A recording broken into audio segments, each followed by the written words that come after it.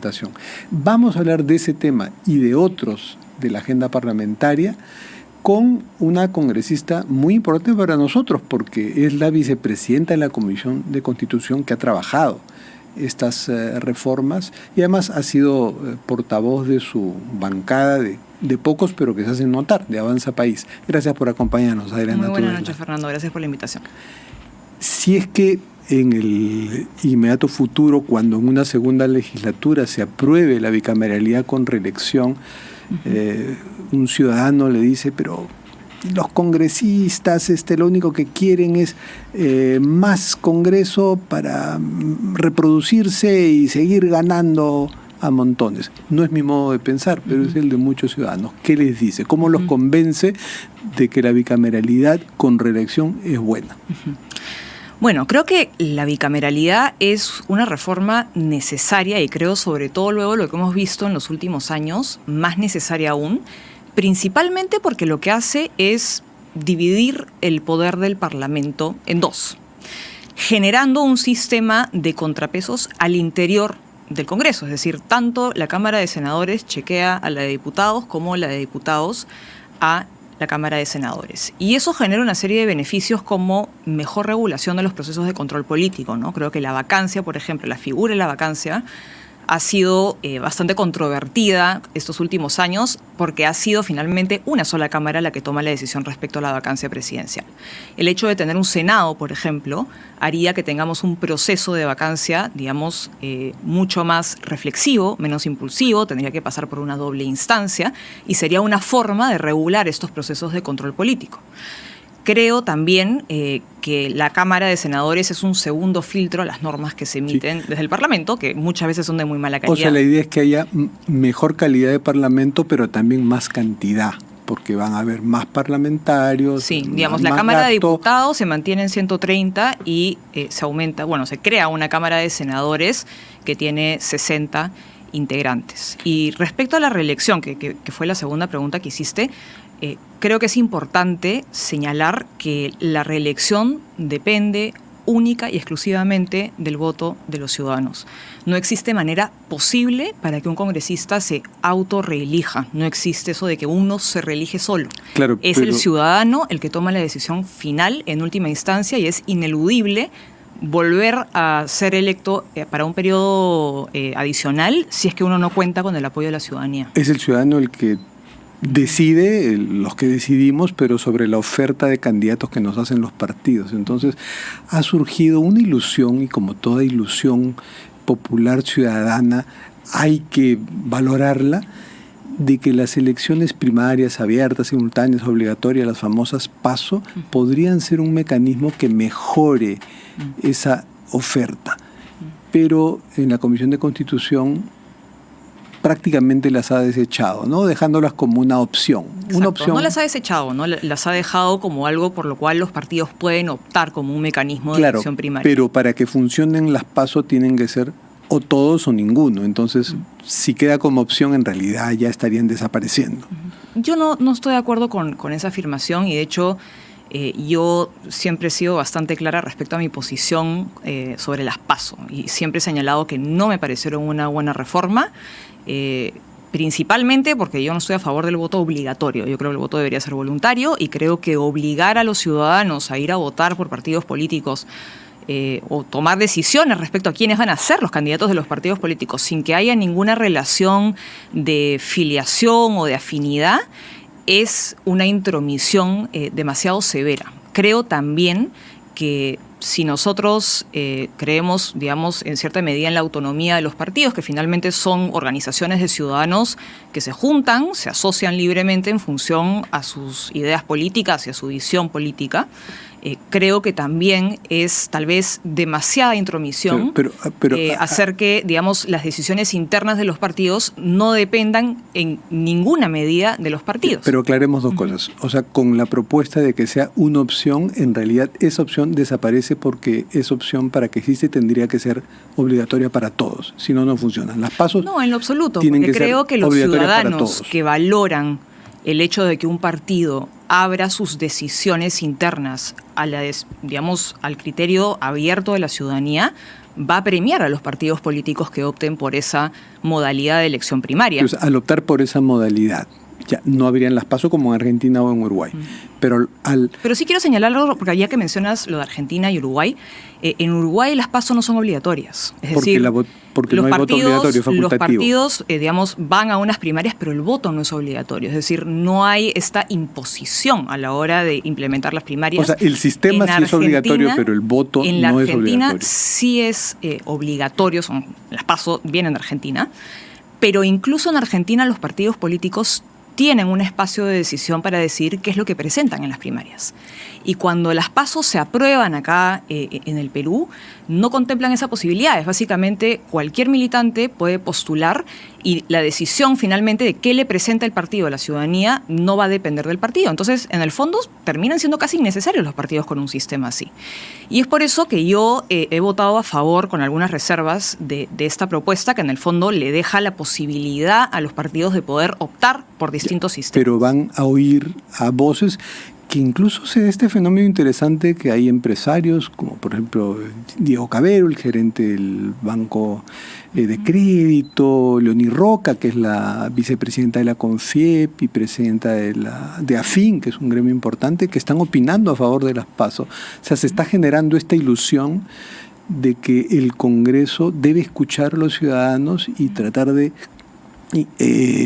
instituir algunas de las reformas planteadas por los ciudadanos. ¿Por qué no? Bueno, yo creo que los empresarios tienen derecho a, digamos, tener las opiniones que ellos consideren convenientes, ¿no? Nuevamente, yo siempre he señalado que las PASO no eran una buena reforma, por lo que acabo de señalar respecto a que es obligatorio para todos, es una intromisión, creo yo, en finalmente la autonomía, porque cierta autonomía pero se puede conciliar, partidos. Se pueden mejorar esos aspectos que a ustedes les molestan mucho, de pronto hacerlos más flexibles. Pero en segundo lugar, sí quisiera explicar por qué es que creo que no es una buena reforma.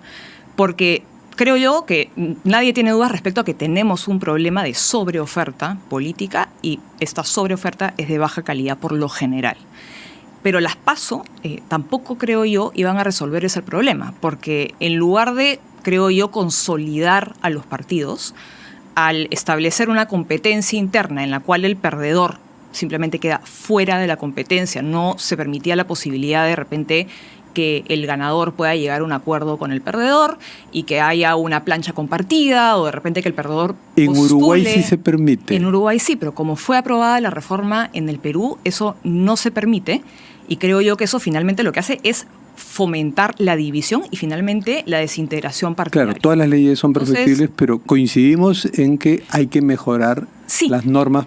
Coincido plenamente en que hay que mejorarlas. La calidad y yo creo de esa oferta. Que justamente cuando se ha hablado de la reforma política, se ha partido de un enfoque que plantea que no necesitamos más partidos políticos, ¿no? Hay que cerrar los partidos políticos que existen, son los que hay y acá se acabó.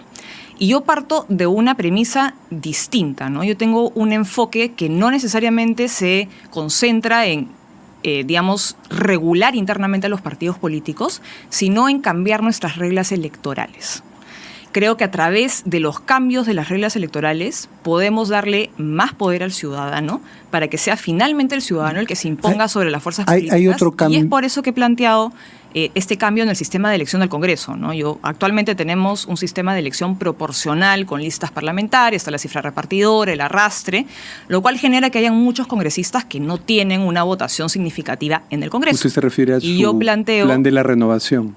No, el cambio de sistema, del sistema proporcional a la elección por distritos uninominales, es decir, cambiar la forma de elección del Congreso y que ya los partidos no presenten listas parlamentarias que tienen que rellenar con muchas personas que muchas veces no tienen las cualidades para postular a un cargo así, y que los partidos simplemente presenten a un candidato por circunscripción. Las circunscripciones tienen que ser más pequeñas también, con lo cual los ciudadanos van a pasar a elegir de un universo de cientos de candidatos, que es lo que sucede hoy y que hace muy difícil también para el ciudadano poder filtrar a los candidatos.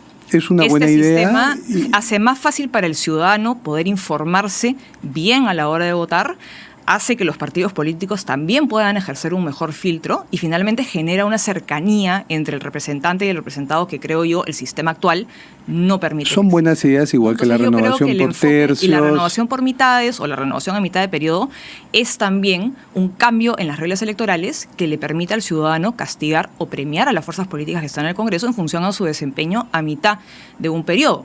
Entonces yo creo que el enfoque de la reforma política tiene que ser más en relación a las reglas electorales, no tanto a la regulación interna de los partidos. Es más, yo considero que los partidos, cosas, sí. La formación de partidos debería ser relativamente fácil y por eso cuando voté a favor de este dictamen tuve algunas reservas porque ellos han establecido, además de los requisitos que ya existen para formar un partido actualmente, volver a exigir firmas de adherentes equivalentes al 4% de la población. El debate está abierto y hay que oír también la voz de la ciudadanía.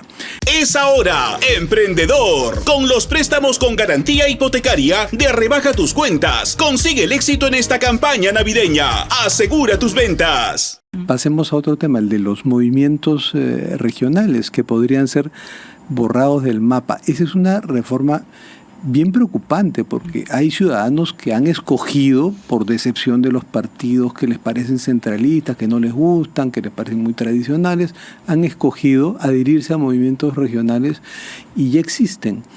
Entonces, borrarlos del mapa no sería muy abusivo. ¿No sería mejor sugerir una alianza con los partidos nacionales?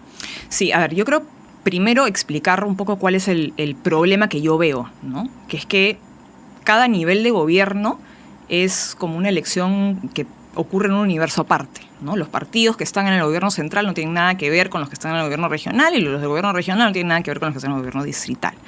Eso, en el fondo, dificulta mucho que haya una articulación política a nivel nacional, lo cual evidentemente afecta el nivel de gobernabilidad que tenemos como país. Ahora, yo tengo muchas dudas respecto a que la solución a este problema sea proscribir a los movimientos regionales, porque creo que eso afecta libertades políticas. Creo que afecta libertades políticas fundamentales. Yo considero que esas libertades son fundamentales. Y los movimientos se irían inmediatamente al TC y pueden ganar una acción de inconstitucionalidad. Podrían perfectamente presentar una acción de inconstitucionalidad.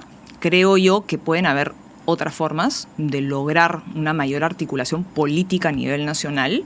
De repente, y de hecho se ha presentado un proyecto de ley en ese sentido, alinear la elección del gobierno regional con la presidencial para que el ciudadano, digamos, a la hora de elegir al gobierno regional tenga un enfoque distinto. Incentivar las alianzas entre los movimientos regionales y los partidos y de hecho ese nacional. Es otro tema fundamental. Nosotros desde Avanza País hemos promovido mucho la idea de que hay que incentivar la formación de alianzas en lugar de castigarlas, que es lo que ha sucedido siempre, ¿no? Cada vez que un partido hace una alianza se incrementa la valla y se sube por cada partido adicional. Y algo que hemos logrado en la Comisión de Constitución es eliminar el castigo para las alianzas. Ahora se mantiene la valla igual para los partidos que deciden ir independientemente o en alianza. Congresista, en buena hora la veo preocupada por el diseño de todas esas reformas que coadyuven a que haya mejor calidad de la representación congresal, pero siempre hay que oír a la ciudadanía.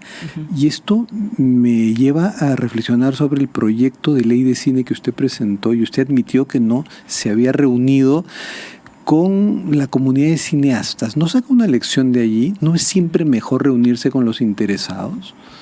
Bueno, yo creo que evidentemente quienes reciben este subsidio se van a oponer a cualquier propuesta que plantee de repente reducirla. Pero hay que hablar con ellos proporcionalmente. Antes. Yo me he reunido con personas del gremio que han mostrado, digamos, su apertura al diálogo, que se han mostrado incluso a favor de aspectos del proyecto, porque creo que hay que mencionar que el proyecto, digamos, no solamente trata sobre los subsidios, sino que establece una serie de acláreme, porque usted a mi colega Mávila Huertas, yo la oí admitiéndole que no se había reunido con cineastas, luego se ha reunido.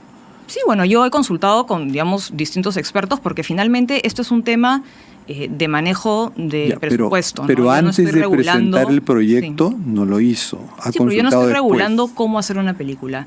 Estoy regulando una política pública, introduciendo un enfoque de eficiencia y de competitividad en una política admitirá pública. Que es mejor siempre sentarse con los interesados, con distintas alas, porque no todos son iguales. Y eso sucederá cuando inicie el debate en la comisión. Y siempre se sigue ese procedimiento. Yo he presentado un proyecto de ley que evidentemente refleja una postura que yo tengo. Y este debate se tiene que dar de manera transparente, porque algo que es importante mencionar es que la ley actual se dio a través de un decreto de urgencia, luego de una conversación a puertas cerradas entre ciertos gremios, ciertos integrantes de los gremios y el gobierno de turno, eso no la hace necesariamente mala. Sin que haya un debate democrático y sin que se siga el proceso regular Pero por para eso aprobar una ley. Era la ocasión para que usted... Yo he presentado una propuesta que plantea una posición era la ocasión para que usted y que finalmente va a ser debatida junto a otras haga ese debate, pero también, antes de presentarla. Y en el proceso de las comisiones, en el debate, todas las partes van a ser lo hubiera hecho antes de presentar su propuesta, citadas. pero en fin, ya está y usted sacará sus lecciones de ese tema que es tan fascinante. Hay un tema que tiene que ver con su bancada y con su partido, porque usted es militante de Avanza País, ¿no? Que nos ha dejado preocupados. El caso de Rosely Amorús, ya más allá de si cometió o no cometió falta ética, lo que me interesa preguntarle es que hay el caso, la percepción de que esta congresista ha utilizado su discrecionalidad para contratar a figuras ligadas a su pareja sentimental o no, eso no es importante, pero a alguien que tiene un proyecto político en el Callao. Entonces, ¿estaría utilizando el Congreso para favorecer a otro proyecto político? ¿Cómo queda con ustedes Avanza País? Bueno, el caso de la congresista Amorús es un caso que nosotros discutimos a nivel interno y generó una posición dividida, evidentemente, que se manifestó a la hora de votar la censura a su posición en la mesa directiva. Hubo quienes apoyamos esa censura. Yo personalmente era de la posición que ella debía dar un paso al costado, porque creo que tomó una serie de pésimas decisiones que tenían un costo político que ella tenía que asumir. Y creo que ese costo político finalmente no fue asumido gracias, digamos, al voto de la mayoría del Congreso, posición que yo no compartí.